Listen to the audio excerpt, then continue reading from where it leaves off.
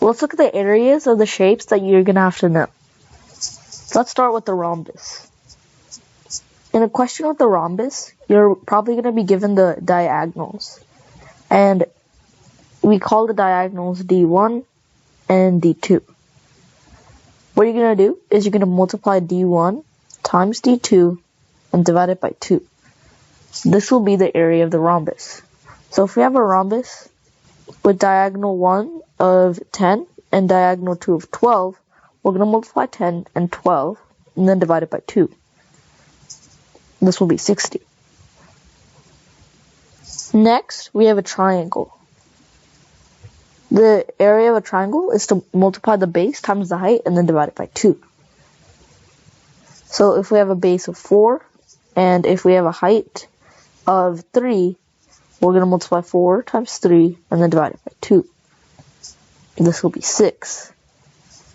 There's different types of triangles, so the height always has to be perpendicular to the base, even if your triangle is something like this. We're going to use this height. So if this height is 3 and this height is 8, we're going to multiply 3 times 8 divided by 2. This will be 12. It's important to notice that we don't use this. Instead, we use this. The next shape that you're going to have to know is the rectangle. The formula for this is to multiply the base times the height. So if we have a triangle with base 4 and height 2, we're going to multiply 4 times 2, and this will be 8. The next shape you're going to have to know is a square. This one's similar to a triangle, but in a square, all the sides are equal. So you're still going to have to multiply base times height, but the base and height are equal. So we can just call them both S. And the S is for side. So the area of a square is S squared. So if we have a square with side 4, the area is 4 squared, which is 16. Now you can also find the area of a square with its diagonal. This only works for a square and not a rectangle. If we have the diagonal, which we'll call D, what we're going to do is square it and divide it by 2. So if we have a square with diagonal 3 square root of 2, the area will be the square of 3 square root of 2 divided by 2. This will be 9 times 2 divided by 2. So this will be 9. The next shape that you're going to have to know is an equilateral triangle. In an equilateral triangle, all of the sides are equal.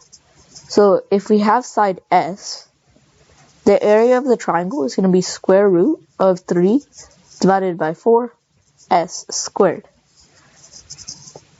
So if we have an equilateral triangle with side 4, then the area is going to be square root of 3 divided by 4 squared. So this will be square root of 3 divided by 4 times 16. This will be 4 square root 3.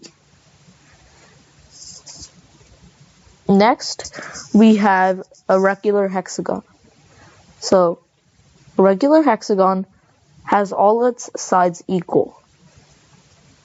So all the sides will be S. What we can do is we can draw a line like this, like that, and like that, until we have 6 equilateral triangles. So all of these will be S. And so what we can do is we can find the area of one of these. So we can find the area of this, and we can multiply it by 6, because all of them have the same area. So the area of this will be square root of 3 divided by 4 S squared. And then there's 6 of those, so we multiply this by 6. So if we have a hexagon with side of 4, then the area will be square root 3 divided by 4, 4 squared, times 6. This will be 4 square root 3 times 6, so which will be 24 square root of 3. Now it's important to remember this doesn't work for any hexagon. It has to be a regular hexagon, so all the sides have to be equal. The next shape we have is a trapezoid. So for a trapezoid, we need to know the bases and the height. So we can call this base 1, and we can call this base 2, and we can call this the height. So the area of the trapezoid will be base 1 plus base 2 divided by 2 times the height. So if we have a trapezoid with base 2 and 6, and then with the height of 3, the area will be 2 plus 6 times 3 divided by 2. This will be 4 times 3, which will be 12. The next shape we have is a circle. For a circle, we need to know the radius. This is the radius.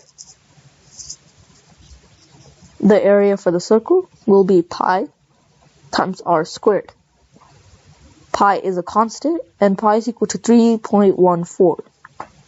It has a huge number of digits, but these are the only digits that you need to know.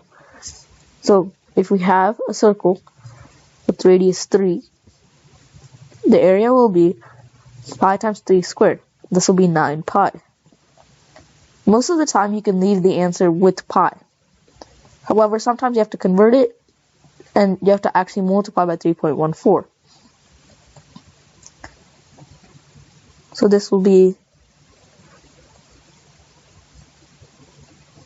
28.26. Now we have to look at the volumes of different shapes. So let's say we have a cylinder. The volume of a cylinder will be pi r squared times h. So if we have a cylinder with radius 3,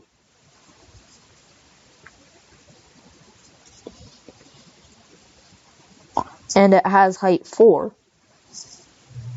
the volume will be pi times 3 squared times height. So this will be 3 squared, which is 9, times 4 times pi, which will be 36 pi. We can just leave the answer in this form. Next, we have the volume of a cone. To find the volume of a cone, we need the radius and we need the height. The volume of a cone will be 1/3 pi r squared times h. So if the radius is 4 and the height is 3, then we have 1/3 pi 4 squared times height. 3's cancel and we're left with 16 pi. The last shape's volume that you need to know is a rectangular prism.